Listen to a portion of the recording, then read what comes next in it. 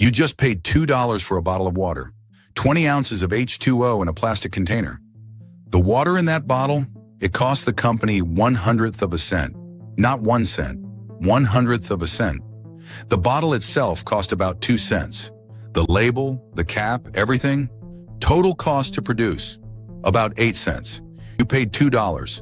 That's a 2,400% markup. I'm Dr. Bush, and this is Modern Magnates. Today, I'm breaking down one of the most profitable products in the world, bottled water, because the economics of selling you something that falls from the sky will make you rethink every bottle you buy. Let's follow the money. First, let's break down what it actually costs to make a bottle of water. The water itself, the actual H2O. Most bottled water comes from one of 3 sources: municipal water supplies, that's tap water; spring water from natural sources, or purified water from various sources. For municipal source water, like Dasani or Aquafina, the companies literally use tap water. They filter it, maybe add minerals back for taste, but it starts as tap water. The cost? Municipal water in the US averages about 1/10 of a cent per gallon. A 20-ounce bottle is about 0.15 gallons. Cost of the water, 0.015 cents. Basically nothing. For spring water brands, they have rights to water sources, springs, wells, aquifers. The water still costs almost nothing to extract, maybe slightly more for pumping and transport from remote locations. Cost of actual spring water per bottle, approximately 0.05 cents. So whether it's tap water or spring water, the actual H2O costs essentially zero. Now the bottle, this is the expensive part. A standard 20-ounce PET plastic bottle costs about 1.5 to 2 cents to manufacture. Let's say 2 cents. The cap, less than half a cent. The label, about 1 cent, white including printing and adhesive, filtration and purification if applicable. For brands that purify municipal water, the processing cost is about 1 cent per bottle. Bottling equipment and labor, running the filling line, quality control, the actual bottling process, and about 2 cents per bottle. Packaging, shrink wrap for multi-packs, cardboard trays, about 1 cent per bottle when you factor in bulk packaging. Transportation from bottling facility to distribution centers, about 1 cent per bottle. Added up. Water, essentially zero. Bottle, 2 cents. Cap, half a cent. Label, 1 cent. Purification, 1 cent. Bottling process, 2 cents. Packaging, 1 cent. Transportation, 1 cent. Total manufacturing and logistics cost, about 8.5 cents per bottle. Let's round to 8 cents for simplicity. Now, where you buy it matters. At a grocery store, you might pay $1.50 for a 20-ounce bottle, or $4 for a 6-pack. Oh, that's 67 cents per bottle. At a convenience store or vending machine, $2, sometimes $2.50. At an airport or stadium, $3 to $5. Let's use the typical convenience store price, $2. The company made it for 8 cents. You paid $2. But the company doesn't get that full $2. The retailer takes their cut. For convenience stores, the wholesale price is typically 40 to 50% of retail. So on your $2 bottle, the water company got about $1. The store keeps $1 as gross margin to cover their costs and profit. So the water company sold the bottle for $1. It cost them 8 cents to make. Their gross margin, 92 cents per bottle. That's a margin of over 1,000%. But the water company has operating costs, marketing and advertising. Bottled water brands spend heavily on ads, making you believe their water is somehow better, purer, healthier than tap water or competitors. Industry-wide, marketing costs work out to about 10 to 15 cents per bottle sold. Distribution and sales operations, getting the water to thousands of retail locations. Sales teams, logistics coordination, about 5 cents per bottle. Corporate overhead, employees, offices, management, about 3 cents per bottle. Add those up. Operating expenses, about 23 cents per bottle. Manufacturing cost, 8 cents. And on operating expenses, 23 cents. Total cost, 31 cents. They sold it wholesale for $1. Profit, 69 cents per bottle. You paid $2.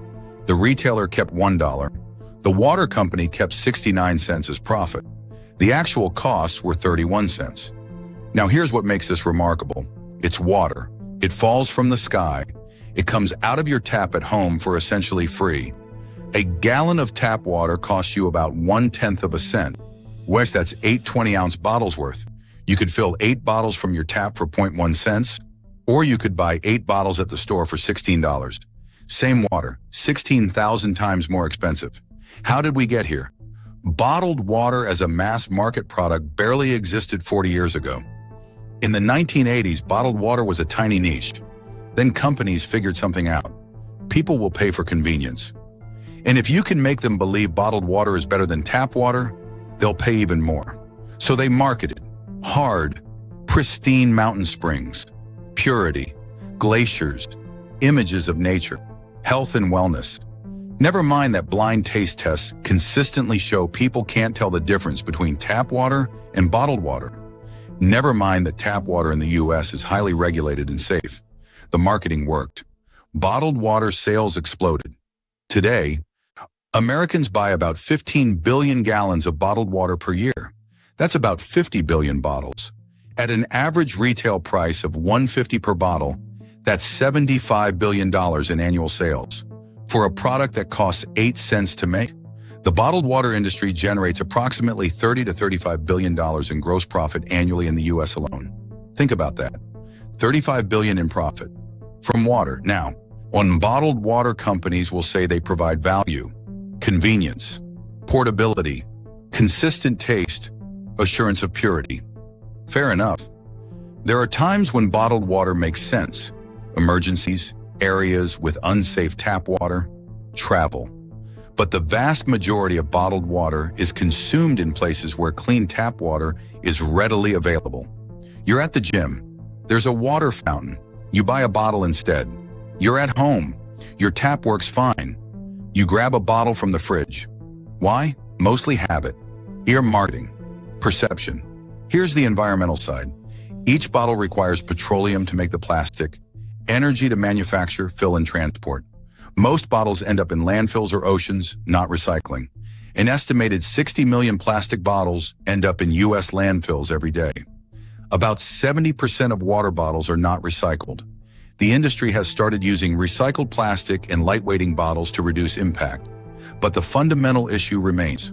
And we're creating massive amounts of plastic waste for a product that comes out of our taps.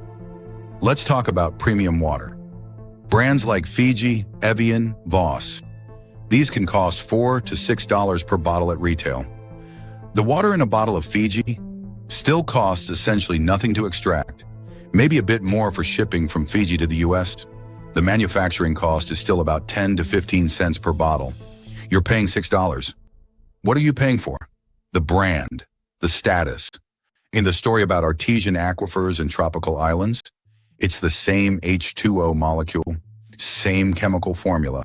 Your body can't tell the difference, but you're paying $6 instead of $2 because of the brand. This is luxury water. It's not about hydration, it's about image. Some brands have taken it even further.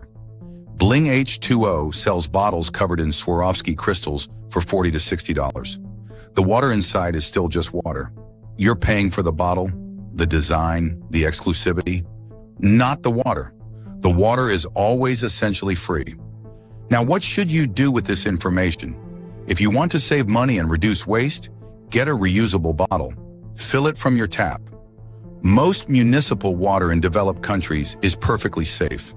If your tap water tastes off, get a filter.